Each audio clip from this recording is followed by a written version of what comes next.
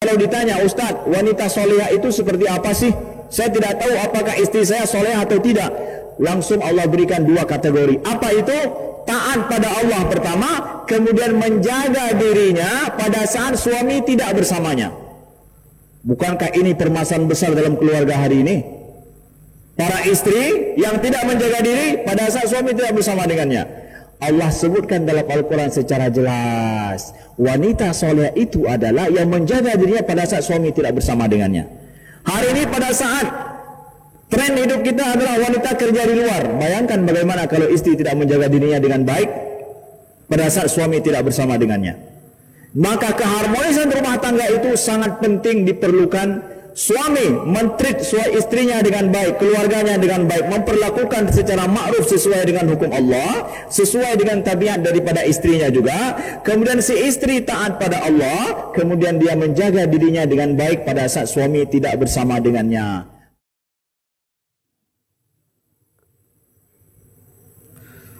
Alhamdulillah. Alhamdulillah wahdahu la syarika lahu wa la syai'a yu'jizuhu wa la ilaha ghairuh. Qadimun bila ibtida' daimun bila intiha' la yafna wa la yabid wa la yakunu illa ma yurid. Ashhadu an la ilaha illallah wahdahu la syarika lah wa ashhadu anna Muhammadan abduhu wa rasuluhu safiyyuhu min khalqihi wa habibuh.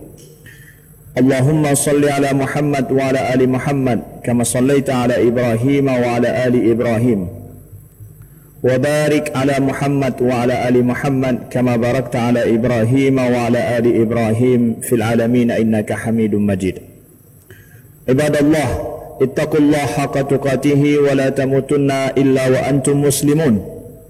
اعلموا أن البر لا يبلى والذنب لا ينسى والديان لا يموت اعمل ما شئت كما تدين تدان. أعوذ بالله من الشيطان الرجيم.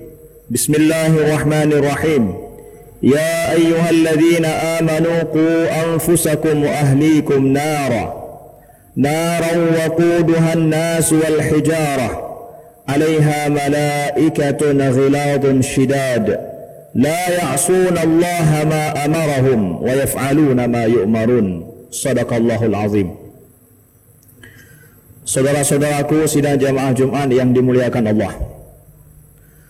Allah berfirman dalam surat Tahrim ayat ke-6, wahai orang-orang yang beriman, jaga diri kalian dan juga keluarga kalian daripada api neraka.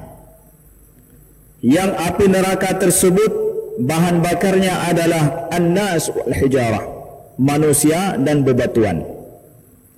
Neraka tersebut dijaga oleh malaikat ghiladun syidad, malaikat yang kasar, keras. La ya'sunallaha ma amarahum. Malaikat-malaikat itu tidak pernah melanggar daripada apa yang diperintahkan oleh Allah, wa yaf'aluna ma yu'marun, dan selalu patuh melaksanakan apa yang diperintahkan. Saudara-saudaraku seiman dan seakidah yang dimuliakan Allah, Al-Quran menjelaskan hubungan antara menjaga keluarga kita dengan di sisi lain adanya ancaman daripada neraka. Orang yang tidak berhasil menjaga dirinya dan keluarganya dengan baik, secara fakta hari ini, itu biasanya terseret ke arus jalan menuju ke neraka.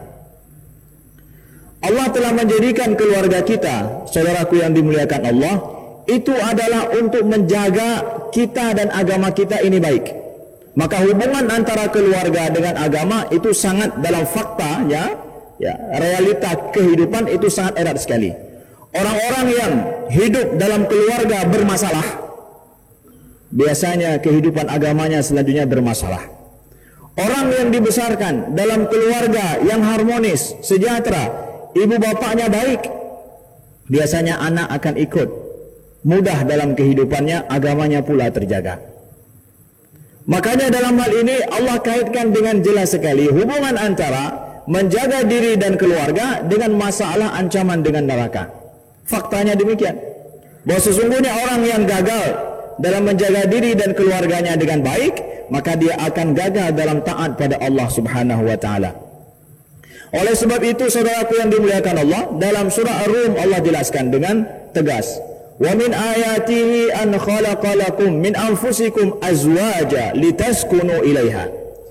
Di antara ayat-ayat tanda kekuasaan Allah, Allah menjadikan daripada diri kalian sendiri pasangan hidup supaya kalian merasa tentram damai dengannya. Wa ja'ala bainakum mawaddatan wa rahmah. Dan Allah jadikan di antara kalian itu berdua mawaddah, rasa kasih sayang, rasa cinta, warahmah, dan rasa kasih sayang. Inna fi dzalika laayatin liqaumin yatafakkarun. Pada yang demikian itu ada tanda-tanda bagi orang yang berfikir.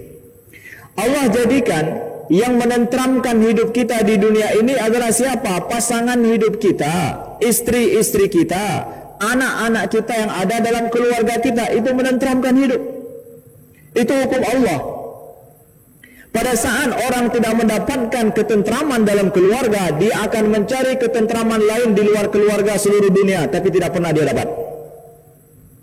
Tidak akan pernah kita dapatkan ketentraman di luar daripada keluarga kita, baik secara nafsu ataupun yang lain. Ustaz, apakah orang berkeluarga itu karena masalah nafsu? Ada benarnya. Tapi tidak semua masalah nafsu. Tapi itu adalah kebutuhan naluri batin yang sangat mendalam daripada manusia. Pada saat kita hidup di dunia yang serba tidak pasti di dunia luar. Di luar keluarga kita serba tidak pasti. Ada kekecewaan, ada harapan yang tidak kita dapatkan. Kita dapatkan itu di luar keluarga kita. Di luar, di dunia luar, dunia kerja kita, dunia semuanya.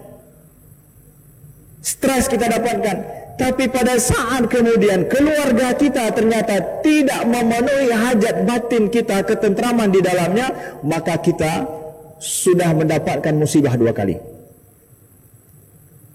Jadikanlah keluarga, saudaraku yang dimuliakan Allah, adalah tempat di mana kita akan pulang pada saat kita susah di luar. Kita mendapatkan ketenangan di keluarga kita. Biarkan dunia luar hancur, tetapi keluargaku tetap utuh. Kenapa? Itulah benteng terakhir kehidupan yang kita dapatkan.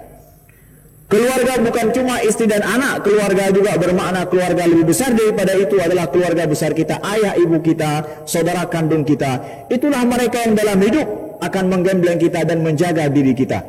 Walaupun dunia luar hancur, walaupun kita kecewa daripada itu, tapi kita tidak pernah kecewa. Dalam dunia ini ada sisi lain yang menjaga kita. Apa itu? Keluarga kita.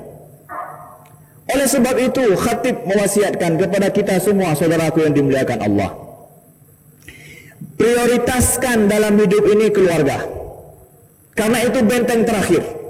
Pada saat orang dalam hidup memprioritaskan dunia luar, pekerjaan lebih daripada keluarganya, maka ketika ambruknya dia di luar, pulang, dia tidak mendapatkan benteng terakhir dalam hidup. Siapa? Istrinya. Siapa? Anaknya. Istrinya yang cinta dengan dia, kemudian suaminya yang cinta dengan dia, dan anak yang menyayangi ayahnya. Itulah harapan terakhir kita ternyata dalam hidup. Pada saat kita sudah mulai tua, harapan terakhir kita apa? Adalah anak-anak kita. Adalah ada orang yang paling menyayangi kita. Siapa? Itulah. Siapa? Keluarga kita, lingkup keluarga. Tidak ada yang mampu menyayangi kita seikhlas hati kecuali adalah keluarga kita. Di luar kita akan dapatkan orang yang sayang pada kita, suka dekat pada kita. Ada maslahat hidup dalam tempo tertentu, setelah itu kita akan ditinggalkan. Tapi siapa juga yang betul-betul sanggup menyayangi kita, membela kita, bahkan mendoakan kita setelah kita mati sekalipun? Keluarga kita. Jadi pada saat kita tidak mampu memprioritaskan kehidupan kita untuk keluarga kita, maka jangan salahkan kalau ternyata akhir hidup kita sulit dan susah. Setelah meninggal juga tidak ada yang mendoakan kita. Maka nasihat kami, saudaraku yang dimuliakan Allah, betapapun hidup kita sulit, betapapun hidup kita sibuk, jadikanlah prioritas utama itu dengan keluarga. Keluarga, keluarga, keluarga. Prioritas utama. Disitulah ada batin kita, ketenangan batin kita. Litas kuno, kata Allah, merasa tentram dan damai. Selanjutnya, apa yang selama ini mengancam masalah dengan keluarga kita? Ada banyak hal yang mengancam masalah dengan keluarga kita. Terutama adalah apa? Ketidakmampuan kita memprioritaskan keluarga daripada masalah kerja dan rutinitas di luar. Kita diikat, tidak mampu untuk memprioritaskan keluarga kita. Maka secara agama Ustaz harus seperti apa? Keluarga prioritaskan. Kenapa? Karena Allah jelas mengatakan di sini, qu anfusakum wa ahlikum. Jaga dirimu dan juga jaga keluargamu dari apa? Daripada api neraka yang di dalamnya adalah api, yang di dalamnya adalah bahan bakarnya manusia dan bebatuan, kata Allah. Dunia luar kita untuk apa? Adalah untuk mendukung daripada kehidupan dan ketentraman hidup kita ini. Kita akan dapatkan dari sisi keluarga kita. Jadilah seorang istri, seorang ayah, seorang suami yang seperti Rasulullah sallallahu alaihi wasallam. Allah perintahkan kepada seorang suami dalam Al-Quran, wa ashiruhunna bil ma'ruf. Maka pergaulilah istrimu itu dengan cara yang ma'ruf. Ma'ruf itu gimana? Ma'ruf itu adalah yang sesuai dengan hukum Allah, sesuai dengan hukum syariat kita. Tidak ada aturan undang-undang yang sangat lengkap dalam masalah keluarga itu kecuali dalam Islam. Lengkap sekali. Dari A sampai Z diatur dengan lengkap. Kenapa? Karena keluarga institusi yang menjaga agama ini dan menjaga diri kita tetap kukuh dan kokoh dalam kehidupan. Maka pergaulilah istrimu dengan cara yang ma'ruf, yang sesuai dengan agama Allah. Kemudian ma'ruf juga apa? Dengan penuh kasih sayang. Istri kita dari satu yang lain berbeda. Istri kita nggak sama dengan istri orang lain. Maka pergaulilah istri kita dengan cara yang benar, yang sesuai dengan fitrah dia dan sesuai dengan tabiatnya. Kemudian Allah suruh kepada istri-istri, fasalihatu qanitatun hafizatun lil ghaibi bima hafizallah. Adapun para istri demi menjaga keharmonisan rumah tangga, para istri disuruh oleh Allah apa? Wanita-wanita salihah itu adalah qanitatun, yang mereka itu taat pada Allah. Ini resep harmonis dalam keluarga.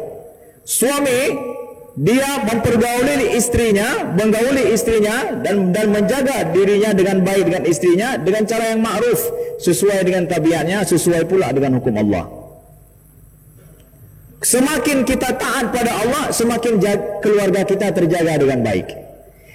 Istri bagaimana? Istri pula demikian. Kata Allah, wanita salihah itu adalah wanita yang taat pada Allah. Kemudian hafizatul lil ghaibi bima hafizallah, dan kemudian dia menjaga dirinya kalau suaminya tidak bersama dengannya. Nih, jelas sekali kalau ditanya, Ustaz, wanita solehah itu seperti apa sih? Saya tidak tahu apakah istri saya solehah atau tidak. Langsung Allah berikan dua kategori. Apa itu? Taat pada Allah pertama, kemudian menjaga dirinya pada saat suami tidak bersamanya. Bukankah ini permasalahan besar dalam keluarga hari ini?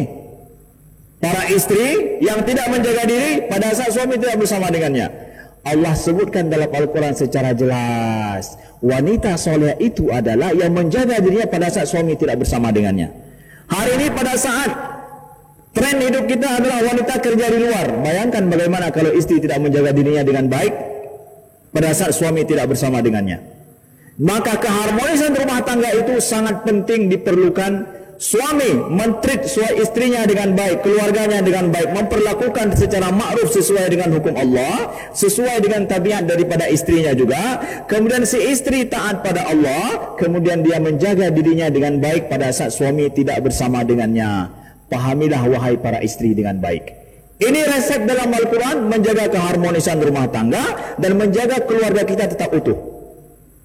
Oleh sebab itu kemudian untuk menjaga keharmonisan rumah tangga kita disuruh oleh Allah jelas dalam surah An-Nur, wa qul lil mu'minina yaghudduna min absarihim wa yahfadhu furujahum dzalika azka lahum.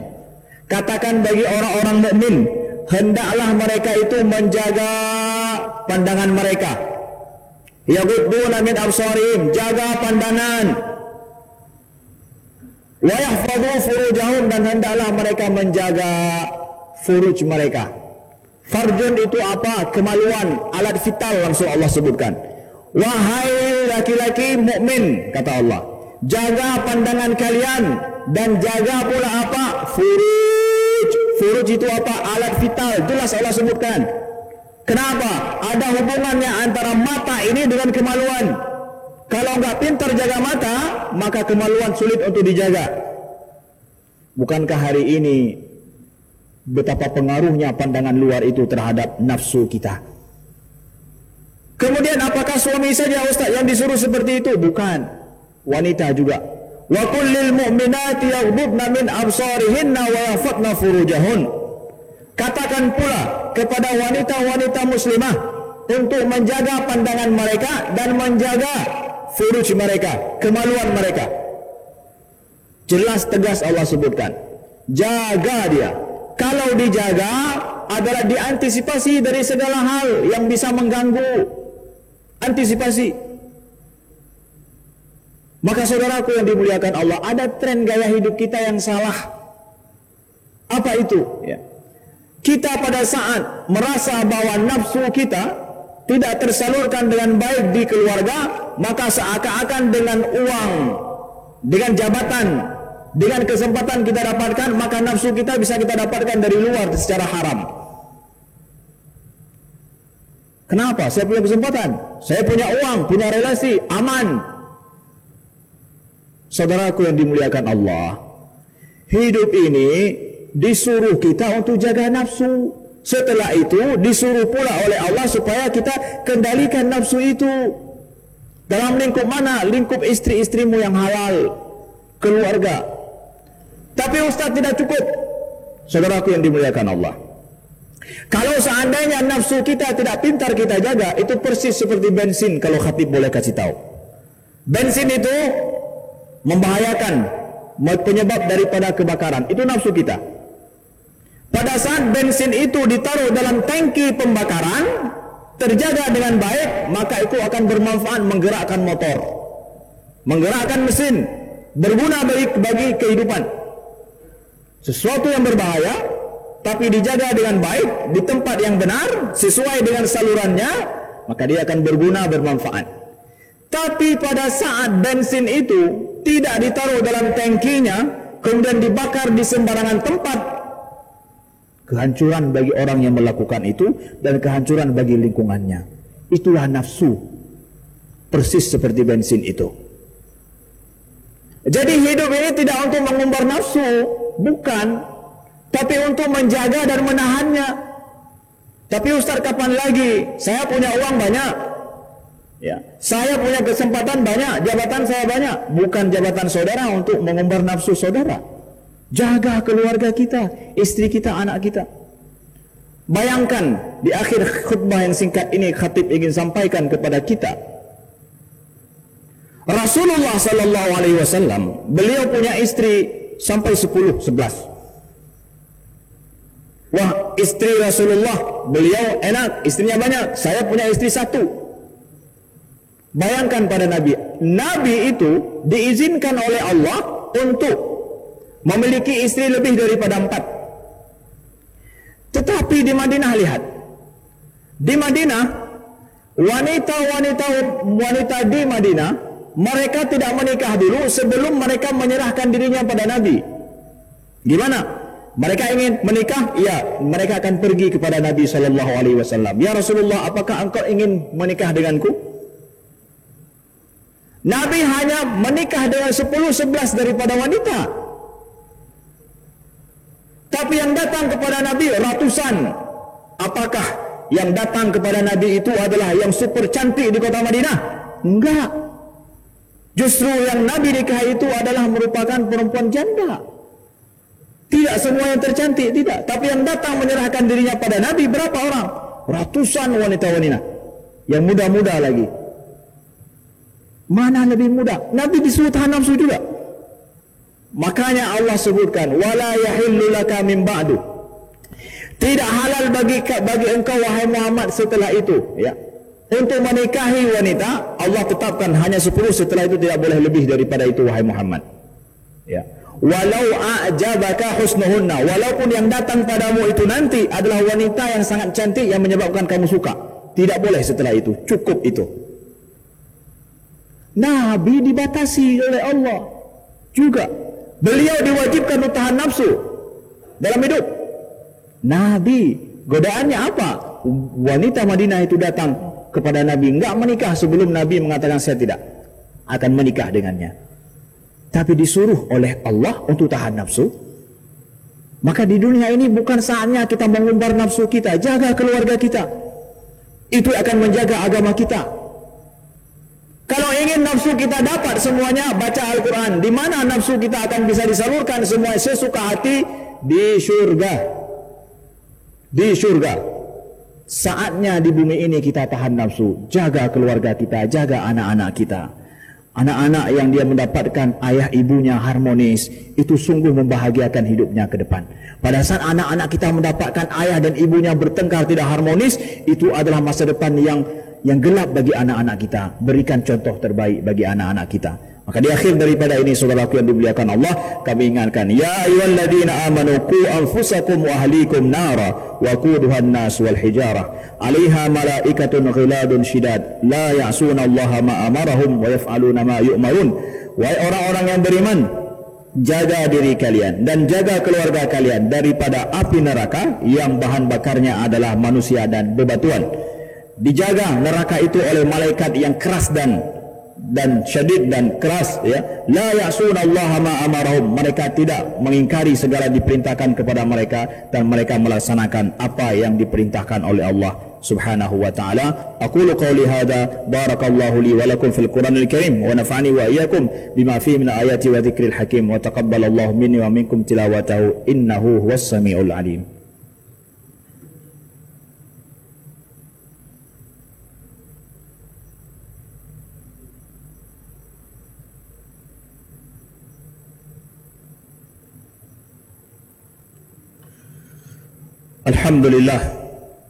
Alhamdulillah hamdan yuwafi ni'amahu wa yukafi'u mazidah.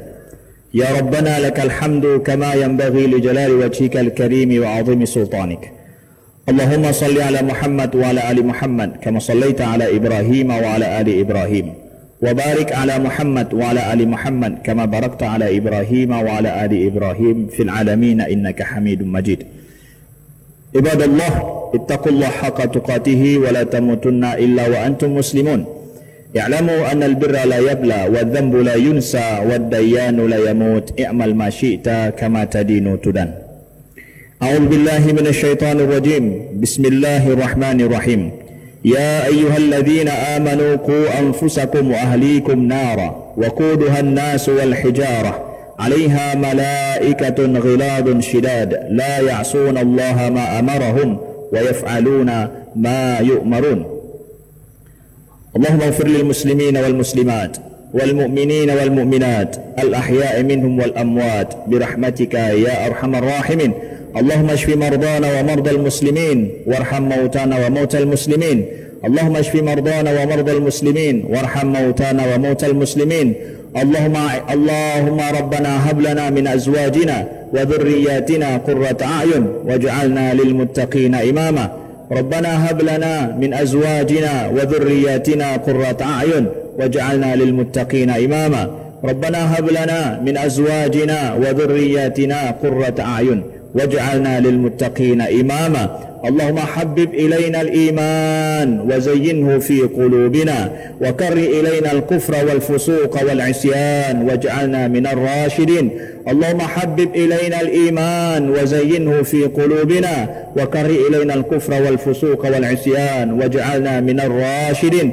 اللهم ادفع عنا البلاء والوباء والفحشاء والطاعون والمنكر والسيوف المختلفة والشدائد والمحن ما ظهر منها وما بطن من بلدنا هذا خاصة ومن بلدان المسلمين عامة إنك على كل شيء قدير. اللهم رد إلينا مسجد الأقصى ردا جميلا. اللهم رد المسجد الأقصى إلينا ردا جميلا برحمتك يا أرحم الراحمين. ربنا آتنا في الدنيا حسنة وفي الآخرة حسنة وقنا عذاب النار. عباد الله، إن الله يأمركم بالعدل والإحسان وإيتاء ذي القربى وينهى عن الفحشاء والمنكر والبغي يعظكم لعلكم تذكرون. وأقيموا الصلاة. الله أكبر الله أكبر. أشهد أن لا